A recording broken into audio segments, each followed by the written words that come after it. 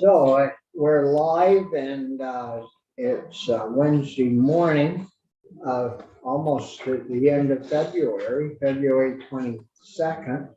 And this morning we have the fair people with us, and it's nice to see you all. We'll quickly introduce ourselves, and we have 3 new members on the Ag Committee this year. And so we'll introduce ourselves and then we'll get started. Morning, folks. Brian Collmore. I represent the Rutland District. Hi, everyone. Irene Renner, Chittenden North and Fairfax. Brian Campion, Bennington County. And we have Richie Westman, Senator Westman, that sits here that should be right along from Lamoille County, and I'm Bobby Starr from Orleans County. So it's as our able-bodied assistant mentioned, at 9:30 we're practicing if anything went on here that where there was danger involved, a lockdown type situation for 15 minutes. So you'll hear, if you're still here, probably you will be, you'll hear thing go off that starts that. But we'll get started and get on our way. So Jackie, you want to lead off, and Sure. And then did you want to introduce the guest? I will. Yep. Very good. Thank you, sir. For the record, my name is Jackie Folsom. I'm the lobbyist for the Vermont Fairs and Field Days Association, which is comprised of 14 fairs across the state of Vermont. And we're here today to update you on things that have happened at the fairs throughout the year and what they're doing with their capital grants and their stipends, and to morning, sir. And to thank you very much for your continued support with the $200,000 stipend and the $300,000 capital grants that you all vote through. We have developed an economic data sheet, and I'm happy to say that you know, COVID was tough on everybody, including your fairs. We shut down for a year, and some of them had a hard time coming back, but they all did. We have a 17% increase in attendance, so that's really exciting because it means that people really missed our fairs and wanted to come back and Is see them. that 17% above the previous year, or 17%? Yes, over 2021. Yeah. Yeah. So some of that, I do have to have a caveat. There might have been some bad weather in 2021, which always affects some of the fairs. Sure. But still, 17% is a pretty hefty increase in attendance, and different amounts of money that we've developed over the years. So today we have visiting with you Jason Sicard from Orleans County. We have Robert Condon from Vermont State Fair in Rutland, Tim Shea from Champlain Valley Exposition, Peggy Sherlock from Tunbridge, and Diane Norris from Addison. And so I will yield the chair, and in that order, they'll come up and talk to you a little bit about their fairs. And if you have any questions, please be sure and be rough with them, Senator Collmore. Because you let me off the hook. No, that can't be it. That's, Oh, no, that's right. That's right. She's got the right name. She's got the right. Yeah. Because you're new, Right, I'm that's so right. not used to having you here. No. Okay. Morning, Jason. Good morning. I'm Morning, Jason Seacard, Orleans County Fair. Appreciate the opportunity to come and speak with you folks today. I have a little note here from our 4-H director. We have a vibrant 4-H presence in Orleans County, serving over 100 youth, mainly in the horse and dairy projects, as well as gardening, cooking, and crafts, which filter up to the fair for participation. We have 2 new goat clubs in the pipeline, which we hope to support with clinics through the course of this year and debut on our 2024 fair season. We also planned building up our dog show and look for a location to host that on our grounds. For this fair. And the horse leaders and members are doing their best to support a barn rebuild that is part of the capital grant that we've applied for last year and the year before. And the dairy folks are awaiting that construction so they can ask for an upgrade on their part. Orleans County 4-H recognizes the benefit to their programs by having a good connection to the fair. The club that will be doing a community service project this spring and summer to repaint a mural on the 4-H barn, which is outside of the building. It was painted many, many years ago and it needs freshening up. And that was requested by Laura Chesney's family, who runs our animal petting area. So as you all know very well, that costs are up, and we really appreciate the increase that we got this past year. It was very helpful for us to put to good use in a hurry. We see a couple things in our budget, that our insurance is up 25%, our electricity is up 18.6%, and we utilize a work crew from the state to mow our lawns. Our last quote for lawn mowing was about 18,000, but we're told that the state work crew for our region is going to no longer offer that service. So that's going to be a major impact for us at trying to handle the mowing of the lawns. I don't know if that's official yet, but that's the chatter that we got from staff, that they weren't going to be supporting that. Is that the road crew or who, what? The work crew that comes out of the St. Johnsbury, Oh, how the work came. yes, out of the work team. They may not do that anymore. That's what we're told. They're not going to support that. But They'll make a note of that, Richard, so we can talk about it in the hall. Is that the DOC stuff? No. Oh. It's, corrections. Yeah. Right. Okay. And, because we all serve on 2 committees, Yep. and Richie and I serve, which Senator Westman and I serve on appropriations, and corrections has to come in there and present their budget. So we'll ask. Yeah, thank you, Mr. Chair. So Jason, I had a similar conversation. Cemeteries down in our part of the world, Rutland County, they used to have the folks that were incarcerated, come out and cut the lawn there, and pretty sure the commissioner put an end to that last year.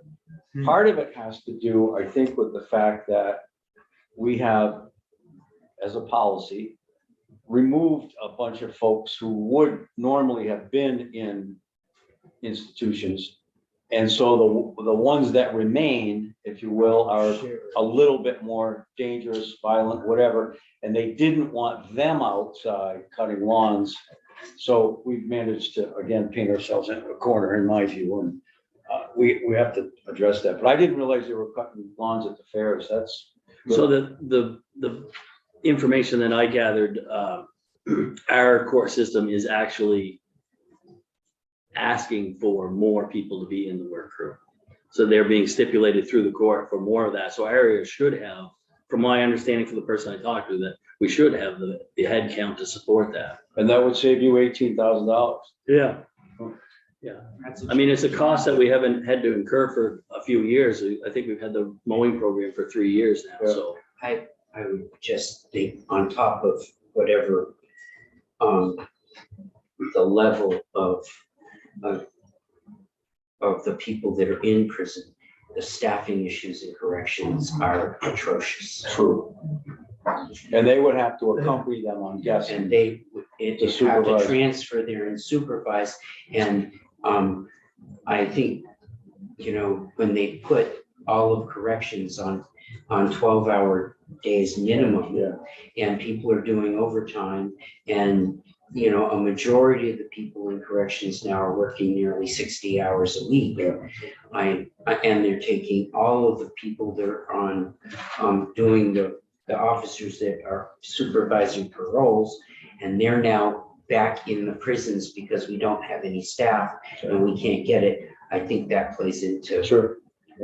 I bet if the staff voted though, they'd want to be outside.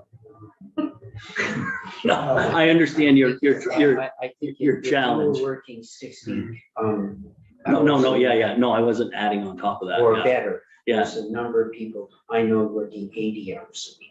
in Yeah. corrections. no, I know, we're all struggling in the market of help. It's not We easy. still get our work done.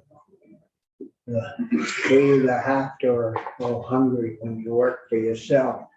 Brian, Thanks, Mr. Chair.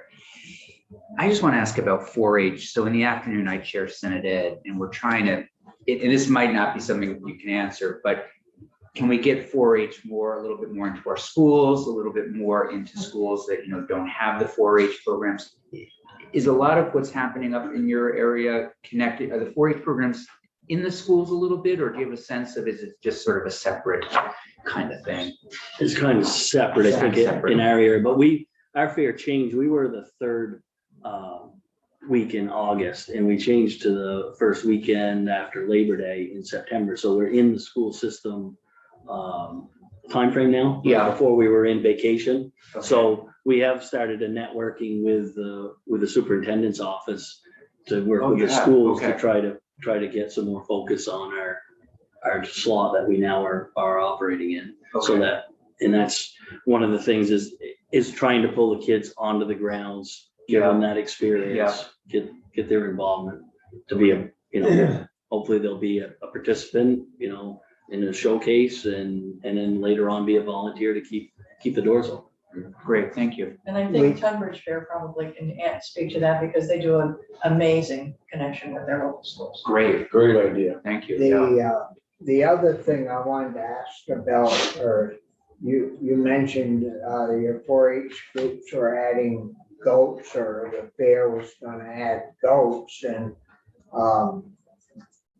Richie and I have been working with a group and committee. I don't think we've even given you much of an update yet, because we aren't there yet. But there's this electronic fencing type issue. We may have talked about We it did a little bit. I showed the video. that could be used, which is a very simple method of fencing rather than putting posts and wire. And, besides milking these goats, you could use them for pasturing, fields that are grown up a little bit on farms, to get them back into production. You could do ski areas possibly, as they have to import labor to mow their trails and their slopes. And Power lines. power lines for, instead of using pesticides and things to keep those clean and open, you could, run a bead up through there with your electronic fencing. Pretty simple, It's all satellite, right? It's all satellite. all off So satellite. it's called no fence. It's brand new too. Was it? No, there's like in Norway, there's 30,000 animals that they're now doing with this. It started with this guy with goats that was in the mountains and like 2011, and they just, you can on your phone change where you want the line. It's like, you see the stuff with dogs in yards, and Visible that, fence. only without the line under the ground. Yeah, That's It's amazing. amazing. That's right? really amazing. Yeah. so we're working on putting something together to get that going. We'll probably fool with that after town meeting week. But that would be another use of goats and sheep and then you can, when they get done grazing and eating, you still got the meat that the owners could, sell off. So just wanted to pass that on. All right. Yeah. Well, thank you very much. Yeah, Let thanks, somebody Jason. else She's giving him the boot. I'm watching your time. You're really good. How long can you be with us? We can stay all morning. Well, you have a 9:45 though, I think, because you can't right on, but we're very flexible, Yeah. unless I give him the boot. Morning. Good morning. I'm Robert Congdon, the president of the Vermont State Fair down in Rutland. Want to start simply by saying thank you. Thank you for supporting the stipends. Thank you for supporting the capital grants. It's no secret that we in Rutland had a rough history. We had a rough go of it for a number of years that we needed to come back from. And we're still working on our infrastructure and lots of different things. And the grants and the stipends have been a huge part of being able to get things back off the ground. So thank you for that. I think Brian can attest to the amount of infrastructure work that we have done over the course of about 5 years now or so, just with the sheer amount of things that have needed to be rebuilt, needed to be worked on. We're in a multi-year plan at this point where we are actually one of our main exhibit halls. We're going to be using 2 years of grant money this summer to replace the roof on that building. We also have this current year that was just awarded. We're going to be utilizing that to do some work in our 4-H building and doing some different things with that. So lots of different projects going on.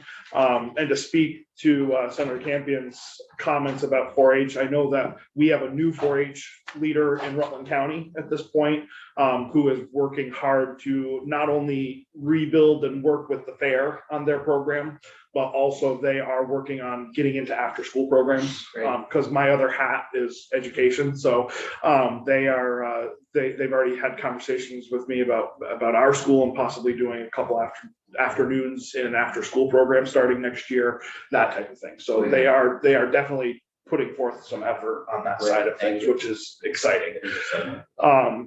So we have come a long way. Our numbers have steadily increased now for 3 years. We during the hard times had to change dates. We used to be over Labor Day. Now we're in August.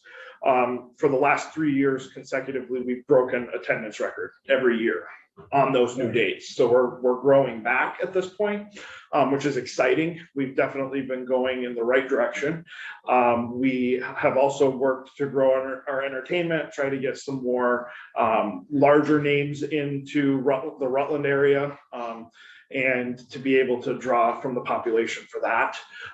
Also, we've seen work in our growth in our agriculture. We've had, especially the equine area, we've done some major expansion in the equestrian side of things, which has been good. And that's been a great, not just fair time events for us. It's been also throughout the summer. We'll have equestrian rentals. We'll have the fair can put on more shows now because we have a better facility. And that was a great endeavor where one of my directors stepped up and did the fundraising and did everything that needed to happen.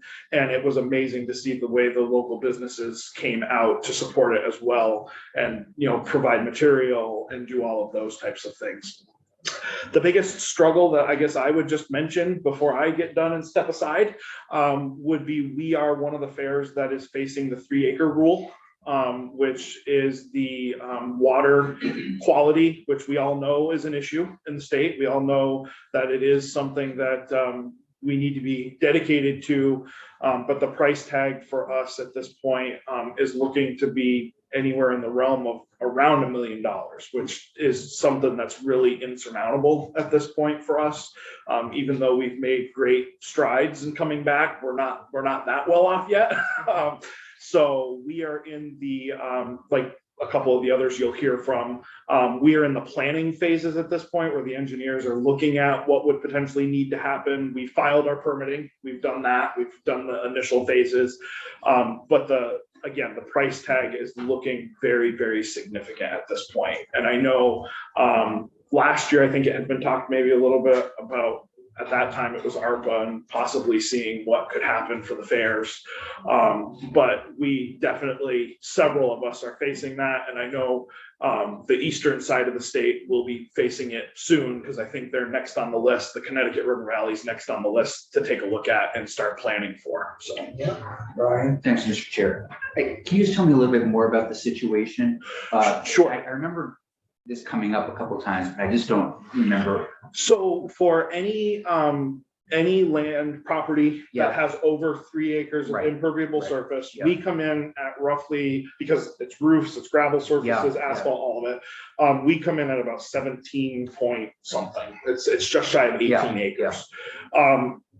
There's 2 things. You're gonna have to pay fees and permitting fees per acre, which is pretty significant to A&R and the like. Is that an annual payment? There's going to be annual fees associated with it, and then also we have, and Tim probably can speak better, is it till 2028 at this point, I think? Correct. 2028 to address any infrastructure needs that are going to be, which means for many of us, installing settling ponds, to consider it treated before it gets to any waterway. So where in the world would you guys find that kind of money? That's the question. That's the struggle, I would say. Anything that goes into, we're fortunate in that part of our system goes into the city wastewater system. That's considered treated because it goes into the city system. But that's maybe not even a quarter of our grounds. The rest of it is not. And we have, like many fairs, we have a brook that runs through our grounds. So that raises awareness even higher because of the fact that you have moving water going through the grounds. And so there's just lots of moving pieces to that. I can't even speak to exactly what we're looking at because the engineers are still working on what they're going to propose. The other thing that's been talked about, and I don't know if this is something that can be looked at down the road, is a lot of our fairs, whether it be Diane or even Tim up in Essex, we have a lot of green space. We've got a lot of space that even though we have all these buildings and these hard surfaces, there's an awful lot of green space that we do have. Is there, quote unquote credits from having that green space that is water absorbent to offset some of those hard surfaces? So those are Sure that our Natural Resources Committee took all that into consideration when they were putting this bill together, because they very thorough bunch of individuals. Thank you, Mr. Chair. So, Robert, we had testimony yesterday, Senator Renner and I said in institutions as well. And the Vermont State Park System is also affected by the 3-acre rule. And they're struggling to try to figure out their own piece of that. And I keep hearing that DEC, Department of Environmental Conservation, has funding that's available to help people with the engineering study. When this was first announced, and there is a federal intersection, the EPA is the one that is correct. the overarching, yeah, you better get this done, you better get this done. Hey, by the way, you haven't got this done yet. At one point, there weren't enough engineers in the state to be able to do all the work to get the plan even, let alone the construction part of it. So retention ponds are part of that, as you mentioned. I mean, if you have any school that has a paved parking lot, any car dealership, Sure. all of, Yeah, I mean, yeah. it involves a lot of people. So I would just urge you guys to at least keep the DEC in mind, because we had testimony yesterday from the Forest and Parks Commissioner that there is some money, I don't know how much, but there is some money available for at least helping people address this issue. So I think, speaking from our perspective, I think the engineering is probably the smallest piece of this. Okay. We are looking at just astronomical construction costs. I mean, the construction, and I guess what I would say is if you can't get the construction done, the fees associated with not being compliant is where they really kick in, and they're really gonna start hitting hard. So And how many acres do you have acres of green space or? I have not done that calculation. I know the hard surfaces are 17 point whatever. But we have, not only that, the fair has now acquired two properties, which is well over 17 acres that are just green space that we have done nothing with, that are in some cases preserved wetlands that we can't do anything with. But that's obviously a side discussion that we would have to look into what the comparison is. Right. So you're, just to confirm, the land for the fair is really just used during that certain period of time. Is it used another, I mean, I know like sometimes. Sure. We actually are at the point now where we're having some sort of an event typically every weekend. Oh, you are getting people. Okay, Yep, so okay, whether they're coming in, and that can be anything from a car show, Yeah, that just yeah. rents a quarter of the grounds and they put a car show Yeah. on. Or it could be an ag event, where Yeah, they're okay. gonna have a small dairy Okay. show. So wide range, but Yeah, we're, all right. we're in use pretty much Okay, from, That's helpful. April 15th to Yeah. Halloween, Okay. probably is the best way to put it. Thanks. Yeah, that's been the perception for too many years from people. down That it's my just way. empty. Yeah, well, geez, we don't do anything with it the rest of Yeah. the year, but Robert's done a great job Yeah, getting things in there and getting Yeah. people to see, hey, geez, there's something going on at the fair. yeah, yeah. So, Yeah, That's good. but I will step aside and let the Yeah. next one come. Okay. Thank you. Yeah, Thank thanks, you. thanks, Robert. Yeah. oh, we're only 3 minutes away, folks. Put your seatbelt on. All right. Good morning, I'm Tim Shea with the Champlain Valley Exposition in Essex Junction. So thank you for your time, and hello to Senator Runner from our neck of the woods there. I probably, repeating some of what you've heard already. Thank you for all you've done for the fairs. We were talking the first time a lot has been here in the past 3 years. Certainly a lot's occurred, and the funding that provided from the legislature really helped a lot of us get through. Aside from the capital projects that we had going, just the funding really meant a lot to us and kept us going. We, for the past few years, have worked on upgrading our campground. There's some pictures in there, not really exciting picture projects, but camping for fairs and expositions is huge. A lot of folks come in and camp. So for state regulations on electricity, we had to upgrade to 50 amps. Again, not real, fancy stuff, but bread and butter for us. In 2020, we upgraded our fire alarm system, or installed the fire alarm system in the grandstand.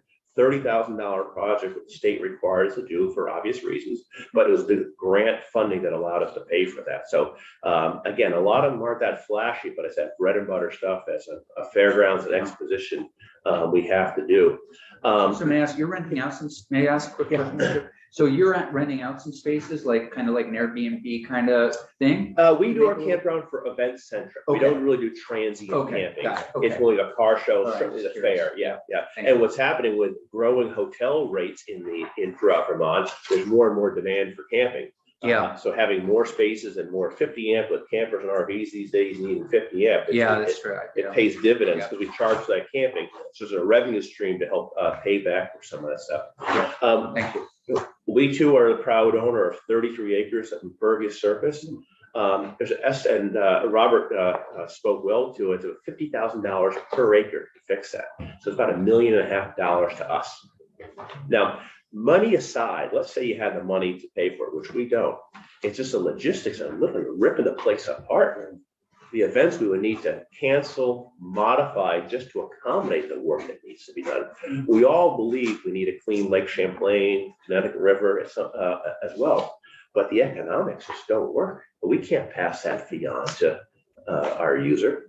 People only pay so much for a fair ticket, so much to go to a car show, so much to go to a horse show.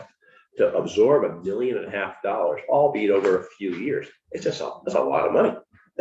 So we will continue to work with DEC and others. We know we're not alone, be it schools, campgrounds, ski resorts. But the economics of fairgrounds, not that the economics of schools are any better, to absorb an expense like that is significant. But the 3 acre rule is not a state issue. No, it's federal. But, well, we should have talked to that federal crew last week or the week before when they were in here about why is it 3? Why wasn't it 2? Or why wasn't it 5? What's the magic number of 3? Yeah, that I don't know. And I mean, if none of us know that, it's pretty hard to determine whether it's a fair assessment of, and what are the outcomes supposed to be from dealing with this. You know, people come up with these wonderful ideas with no cost analysis or talking with ordinary people that have to do these, run these, or meet these qualifications. You know, it makes it pretty, but we ought to have DEC in it. It'll be interesting to see what kind of money is there. Because they're gonna hit the farms too, you know, they haven't yet, but that, you know, that'll be next. And I just wonder if it makes sense, Mr. Chair, one of the things that, at least with education, we're doing with buildings is prioritizing, because not everybody can build a new building tomorrow or fix a building, but are there fairgrounds that we should focus on as a state to put money in first because of their, you know, I don't know the answer to that question. Just so that everybody, so there's a plan and that everybody kind of, you know, kind of all kind of say, hey, we're gonna make these 2 tippy top priority because of the situation, and then gradually make our way down the list. I don't know. Jackie. Thank you, sir. And I think that the folks have been talking very seriously too about the fact that they own a lot of green space. Yeah. And if what we're trying to do is deal with water quality issues, they've got the land that absorbs this water. It isn't like a Walmart, which I think is probably Right, the that's- original that's the- intention of yeah, what was yeah, going yeah, on, because yeah. they're all concrete. Right. But maybe the delegation down in Washington can come up with a way to, because it's not just affairs in this state. I'm sure it's Oh, across the oh, country, yeah. but Yeah. they all have land that they own that can absorb the water that's coming off of everybody else. And there should maybe be thought of a credit somehow for farms and fairs or any other groups that have the open land that's taking up the excess from the Walmarts and the downtowns. I'd be remiss if I didn't recognize our 2 inductees of Vermont Agricultural Hall of Fame this past year, Senator Starr and our own Jackie Folsom. Yeah. Thank you. Quick here, 'cause I know Diane needs to get